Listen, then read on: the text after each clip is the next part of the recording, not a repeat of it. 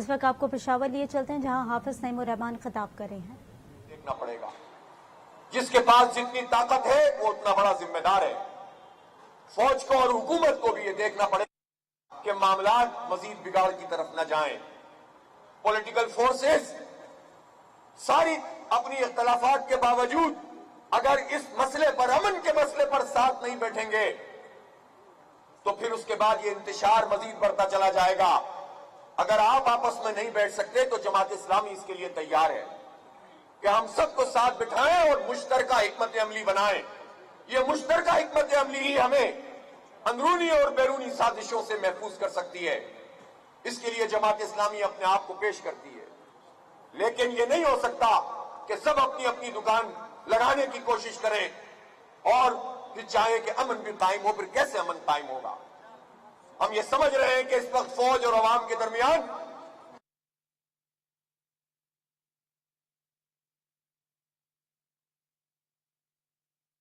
کہ وہ اپنے کسی بھی رویے سے اور کسی بھی عمل سے اس دوری کو مزید بڑھانے کا سبب نہ بنے. حالات کا ادراک کریں. پاکستان اس بات کا متحمل نہیں ہو سکتا. اس لیے سب کو اپنے اپنے آئینی پوزیشن میں واپس جانا پڑے گا ورنہ یہ انتشار بڑھتا چلا جائے گا. ہمیں امن چاہیے، ہمیں روزگار چاہیے، ہمارے بچوں کو تعلیم چاہیے.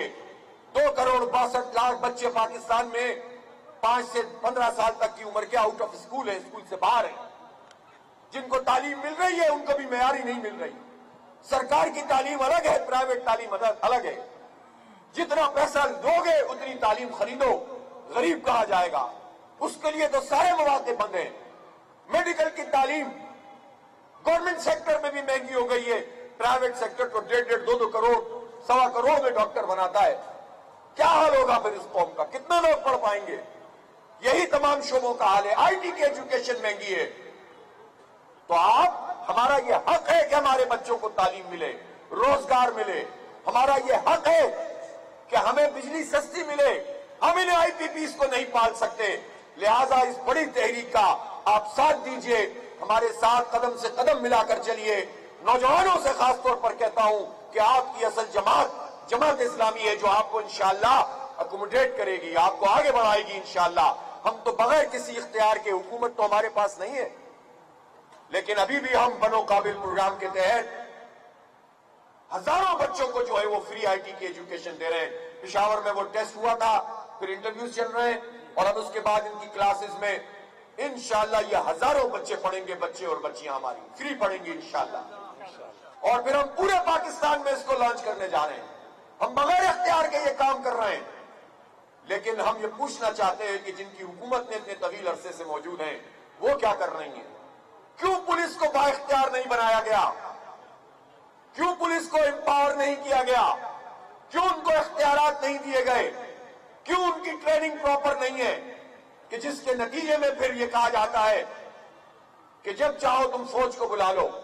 2010 میں زرداری صاحب نے اس قانون پہ دستخط کیے تھے جس میں فوج کو انٹرنل سیکیورٹی کے لیے بلایا گیا تھا، اور پھر عمران خان صاحب نے بھی وہ دستخط کیے تھے جس میں فوج کو انٹرنل سیکیورٹی کے لیے بلایا گیا ہے. اس لیے مسئلہ صرف یہ نہیں ہے. جب حالات بگڑتے ہیں تو ہم کس کی طرف دیکھیں گے؟ فوج بھی ہماری ہے، پولیس بھی ہماری ہے، لیکن ہر ایک کے کرنے کا کام ہے. اگر یہ ڈیمانڈ بڑھتی ہے کہ انٹرنل سیکیورٹی حکومت کرے گی اور پولیس کرے گی تو فوج کو اس کا ساتھ دینا چاہیے. اس کے لیے مواقع پیدا کرنا چاہیے. یہ زیادہ بہتر چیز ہے. لیکن مل جل کر بیٹھیں گے تو مسئلہ حل ہوگا. تبادلہ خیال کریں گے تو پرابلم ریزالو ہوگی. لیکن اگر اسی طرح سے افراتفری چلتی رہے تو پاکستان کی سالمیت کو خطرہ ہے. بلوچستان کے اوپر سب کی نظریں ہیں. ہم یہ چاہتے ہیں کہ بلوچوں کے حقوق کا بھی تحفظ کیا جائے اور کسی کو یہ نہ موقع ملے کہ وہ وہاں ہونے والی زیادتیوں کو سامنے رکھتے ہوئے، لاپتہ افراد کو سامنے رکھتے ہوئے پاکستان کو توڑنے یا پاکستان کو نقصان پہنچانے کے کسی ایجنڈے پہ عمل پیرا ہو سکے. لہذا میرے بھائیوں اور دوستوں، آئیے ہم مل کر اس جد و جہد کو آگے بڑھاتے ہیں. دین اسلام کے نظام کی جد و جہد، پاکستان کے استحکام کی جد و جہد، عوام کے حقوق اور اس کی بحالی کی تحریک اور اپنے نوجوانوں کو بااختیار بنانے، امید کا چراغ جلانے کی تحریک. مایوس نہیں ہونا، उम्मीद और यकीन से हमकिनार रहना। ये पाकिस्तान इंशाअल्लाह वही पाकिस्तान बनेगा जो आगे भी बढ़ेगा और पूरे खित्ते को लीड भी करेगा इंशाअल्लाह।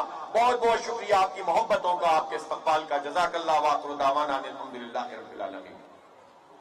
इस्लामी हाफिज नईमुर रहमान रैली से खिताब करे थे। उन्होंने कहा कि सबको साथ बिठाकर मुश्तरका हिकमत अमली बनाएं। हम अवाम को मायूस नहीं करेंगे। अवाम को अमन और रोजगार चाहिए। सियासी जमातों में सब अपने खानदान को नवाजते हैं, सबको अपनी अपनी पोजीशन पर वापस जाना होगा।